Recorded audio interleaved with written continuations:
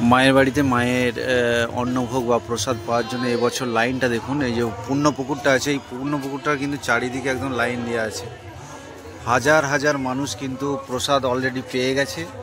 এখনও কিন্তু হাজার হাজার মানুষ এসে প্রতীক্ষা করছে। দেখুন লাইন এদিকে এবং এদিকেও।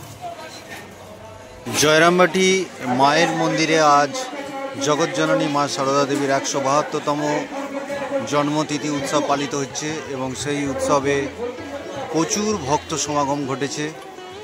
এখন আমি যেই জায়গাটা দেখাবো আপনাদের, সেটা হচ্ছে মায়ের বৃহৎ ভাণ্ডার, অর্থাৎ অন্নভোগ ভোগ প্রসাদ বিতরণ করার সেই কেন্দ্রটি, যেখানে হাজার হাজার মানুষ কিন্তু প্রসাদ গ্রহণ করার জন্য এসে উপস্থিত হয়েছে।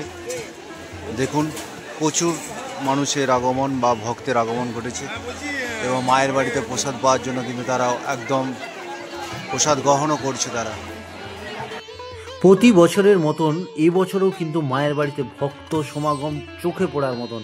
আপনারা দেখুন ভিডিওতে মায়ের বাড়িতে সেই প্রসাদ পাওয়ার সেই ব্যবস্থাটা দেখাচ্ছি। ভক্তরা সবাই কিন্তু প্রসাদ পাওয়ার জন্য বসে পড়েছে। তারা সকলেই কিন্তু মায়ের এই অমৃত প্রসাদ গ্রহণ করার জন্য দীর্ঘ প্রতীক্ষার অবসান ঘটিয়ে তারা কিন্তু জায়গা পেয়েছে। দেখুন সকলেই কিন্তু প্রসাদ পাওয়ার জন্য একদম তৈরি।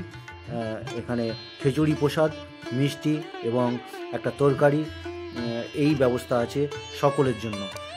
এই বছর প্রায় ২০,০০০ ভক্ত বা ভক্ত সন্তানরা কিন্তু মায়ের এই বৃহৎ ভাণ্ডারে কিন্তু প্রসাদ গ্রহণ করলো, এরকমই তথ্য উঠে আসছে। এবং দেখুন কি হারে মানুষ এখানে জমায়েত হয়েছে প্রসাদ পাওয়ার জন্য।